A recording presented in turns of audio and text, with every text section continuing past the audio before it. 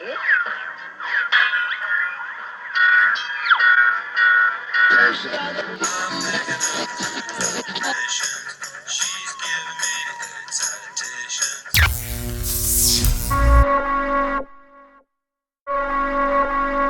I remember right where I was walking down the path at school, and it came over the loudspeaker, and there was a red bar there.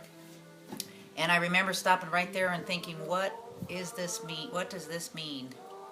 Everybody's upset, the president has been killed. I was 6 years old. Another thing I remember is our mom was pretty adventurous, and there was a big deal about the hippies in Haight-Ashbury in San Francisco.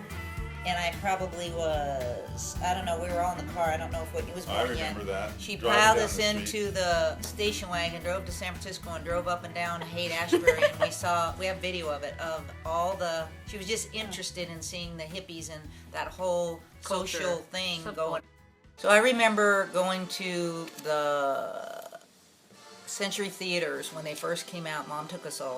And I come out in the lobby, and I was beside myself with awe that I had just seen the first half of Gone with the Wind, and I was hooked at 10 years old. In 1963, the Surgeon General came out and said that smoking cigarettes may be hazardous to your health, and I don't know if they had to put it on any labels of the cigarettes on the side, and that's what the big deal was, or that the fact that the Surgeon General actually said it out loud. But that was the first time anybody was aware, and probably 80% of society in the United States was smokers, male and female. Yeah. That was the norm. I remember my grandmother smoking, and it was just so glamorous, with the big long tipperillas or whatever she had. So I just remember on Disney, just the Disney, and then Christmas, it's like you couldn't wait to watch the, some of those animated cartoons. But though Mark was in the draft, and I vividly remember the constant newscast of the Vietnam War, and I was just enthralled with it. And whenever they threw a photographer in there, and there's shots going over, and there's Dan Rather down with green fatigues on and a helmet, and he's talking to people, and I was like, man, it was such a huge deal. It was on TV constantly, and we knew Mark was in the draft. Like, what? Man, this is like consuming us. It was on the news every night. It was all consuming. And I think it's probably the first war that we had that much filming of. TVs were in everybody's household. It was color. Couldn't have a liberal slant where we're trying to end the war, from the media's point of view. Yeah. Cocktail, It was hard apple. Lots of bourbon. There wasn't Right. Sammy Davis Jr. and Dean Martin. The Rat Pack, and then and they were smoking on TV. Dean Martin's show, he's smoking a cigarette, or comedians up there smoking and drinking while they're all on their actors show. were smoking and drinking. It made it glamorous. What's it called? The Dick Van Dyke Show. She'd have a martini waiting for him when he's coming home.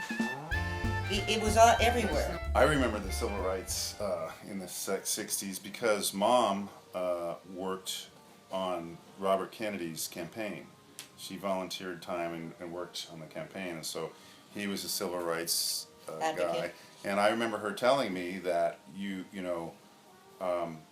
that skin color has nothing to do with anything, and you treat everybody the same no matter what. And just because somebody's black or whatever doesn't mean they're any less of a person. And I remember her telling me that. You don't treat anybody any different, That's just so wrong. Because I remember there was a black guy and for some reason, I think what happened was there was something that happened at school, and I think maybe somebody called him a bad name, and it got around the school, and then my mom heard about it, and then she said, "You don't ever do that." I was really interested in the moon landings and landing on the moon, and I remember standing there when Neil Armstrong landed and walked on the moon the very first time. So the moon landings were really something as a boy and a kid, and 69. The adventure of it. And so I remember standing on the front landing going, man, we're on the moon. That's unbelievable. And I still remember as they were landing on the moon that he looked up and he had a tear rolling down his cheek, and he said, I never thought I would ever live to see this ever happen.